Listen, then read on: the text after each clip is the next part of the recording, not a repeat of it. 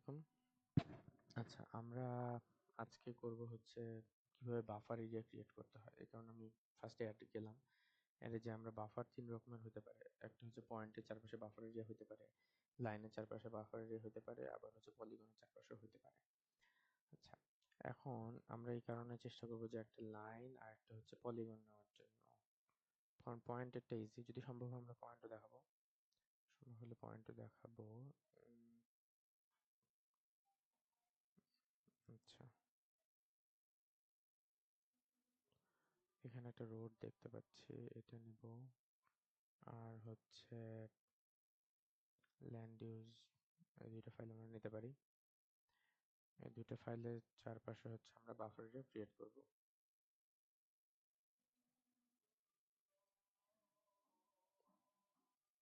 আচ্ছা, আমরা এটা ক্রিয়েট করলাম। এখন হচ্ছে ওয়ার্ড 56 রোডস 2, আমি একটু দেখি এটা অ্যাট্রিবিউটেবলি কি আছে। অ্যাট্রিবিউটেবলি অনেক কিছু আছে আসলে।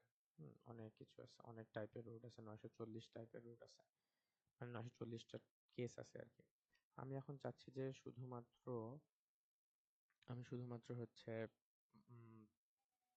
যেগুলা বড় রাস্তা, যেমন এখানে আমার রেসিডেন্সিয়াল, টারশিয়ারি, প্রাইমারি, সেকেন্ডারি আরো অনেক কিছু আছে, যেগুলো এরকম টারশিয়ারি দেখতে হবে। আমার আগে দেখতে হবে যে আসলে কি কি আছে, সেটা আগে দেখাটা গুরুত্বপূর্ণ। সিলেক্ট বা অ্যাট্রিবিউটে যাব। তারপরে এখানে কি এফ ক্লাসের মধ্যে টাইপগুলো লেখা আছে, আমি এফ ক্লাস লিখলাম, অথবা এফ ক্লাস দিয়ে যদি আমি গেট ইউনিক ভ্যালু দিই, সেখানে আমি দেখতে পাবো যে কি কি টাইপ আছে।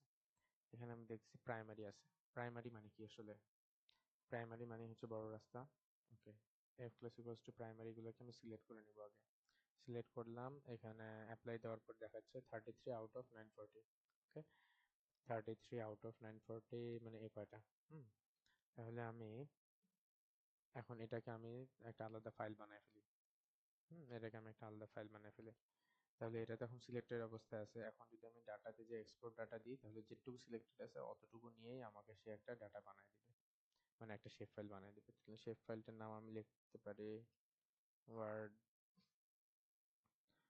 5_6, অথবা হচ্ছে রোড লিখলাম, আর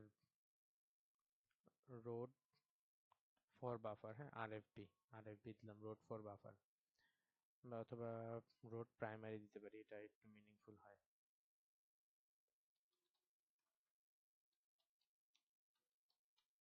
রোড প্রাইমারি, হ্যাঁ, ঠিক আছে, এটা দিলাম।